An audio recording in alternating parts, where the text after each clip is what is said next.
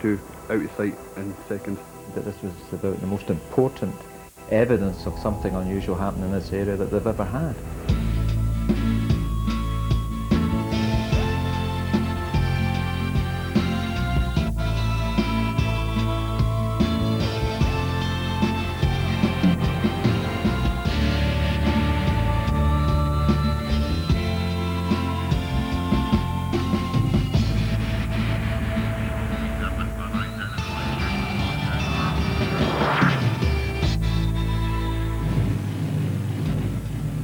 Men in Black. Will Smith, Tommy Lee Jones, great movie.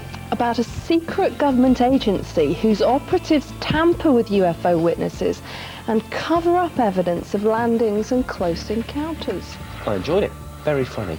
What's funny peculiar, though, is the fact that for some people, the Men in Black aren't just a figment of Hollywood's imagination. MIBs, as they're known, have been around for almost as long as the UFO phenomenon itself.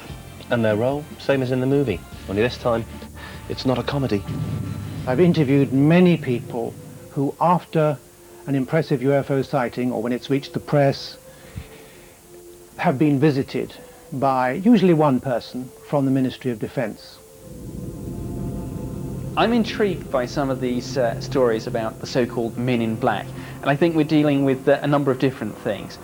First, I think an element of it is urban myth, like dogs in microwaves and things like that, the classic friend of a friend story that you can never trace back to the source. Also, I think you're dealing with some UFO groups playing tricks on other UFO groups. There are some very strange characters involved in this particular field of study.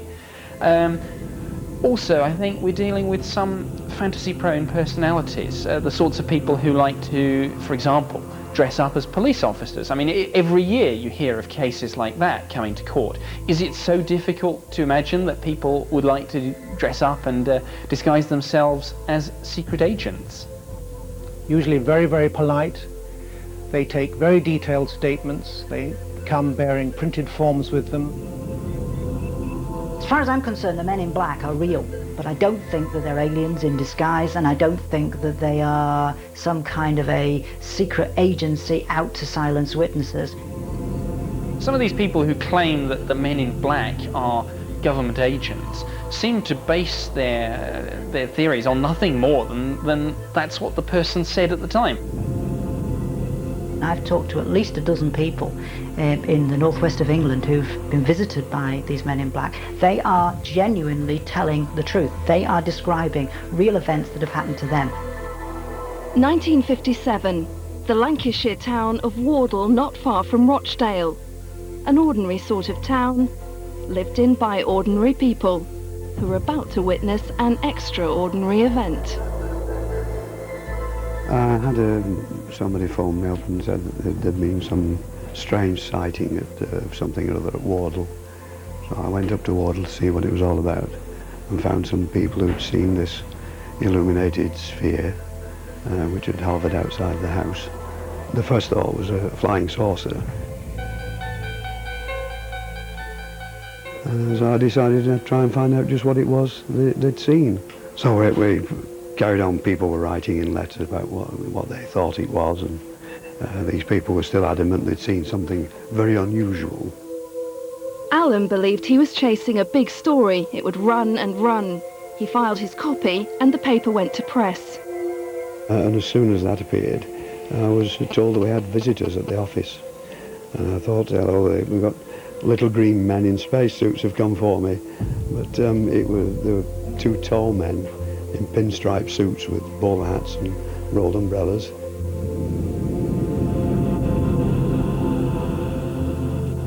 And they went in to see the editor, and shortly afterwards I was called in, and I was told they were from the ministry, and one of them said that under the terms of the Official Secrets Act, the editor had agreed not to publish any more about the Wardle incident, and that I would cease my inquiries. And that put the damper on everything. That was the end of it.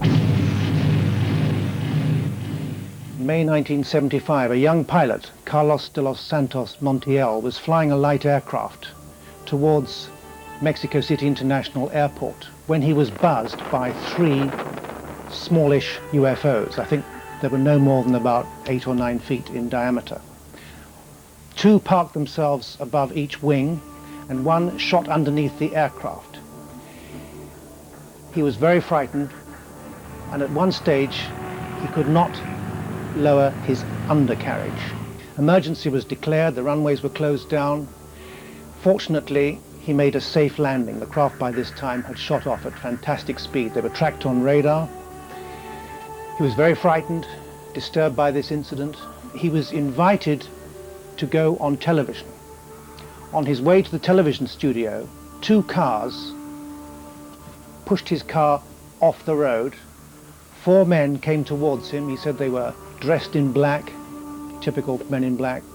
They had broad shoulders, very odd eyes which didn't blink, rather Scandinavian appearance, and they just threatened him. They said it will be more than your life's worth if you go on that television program. And he was very frightened, and needless to say, he didn't go on the television program.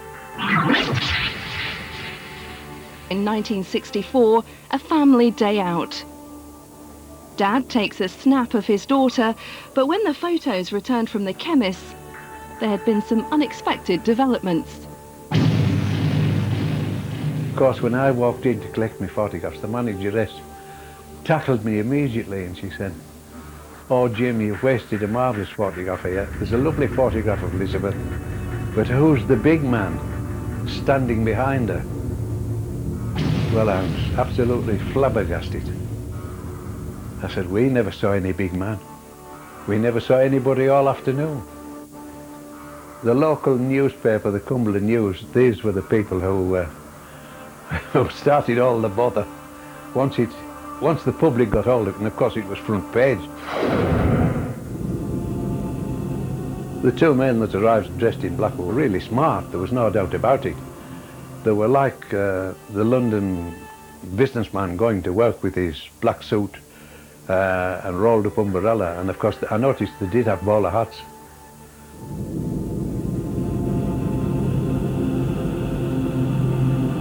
If you like, play along with the party line of the Men in Black, all you have to do is just sort of add some little idiosyncrasy to your talk. For instance, one witness said to me that the 2 people who came to visit him, who he'd always interpreted as being from the British government, wearing smart business suits and clearly human beings, not aliens, used to just communicate with one another using numbers. They never used names.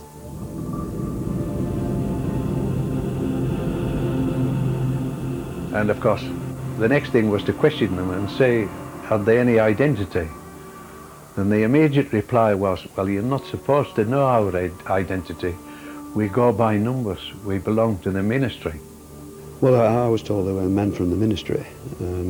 What ministry wasn't mentioned, but I took it to be the Ministry of Defence.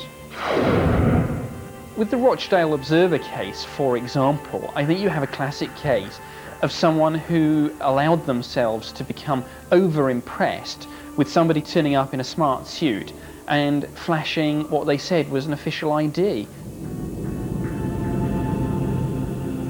And they asked, could I take them out to Brough Marsh and show them exactly where the photograph was taken. And when we arrived there, one of them stood directly in front of me and he said, "This is where you saw the spaceman." I said, "No, excuse me, we didn't see anybody." "Oh, thank you very much," he said. He turned to the other one and said something to the other one, and they started to walk away. They got into the car. I naturally thought they were going to turn round. They disappeared over the bridge, car and everything. That's the last I ever saw of them. Left me standing. There is an intelligence agency connected with most major governments around the world, and certainly in Britain it's part of an organisation called DI-55, which is a defence intelligence unit connected with the British government. The MOD does not turn up at people's houses demanding that they hand over films and intimidating them into silence. Again, that's science fiction. It's simply not the way the MOD operates.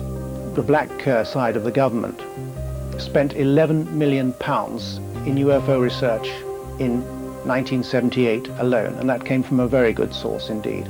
These men at no time were threatening, but it was just a very reserved attitude. You began to wonder what the exercise was. Whether they were here to cover something up or to find out what I knew or something else. This we'll never know. I was rather angry about it, that somebody who, from outside could come along and tell me that I couldn't do what I was being paid to do.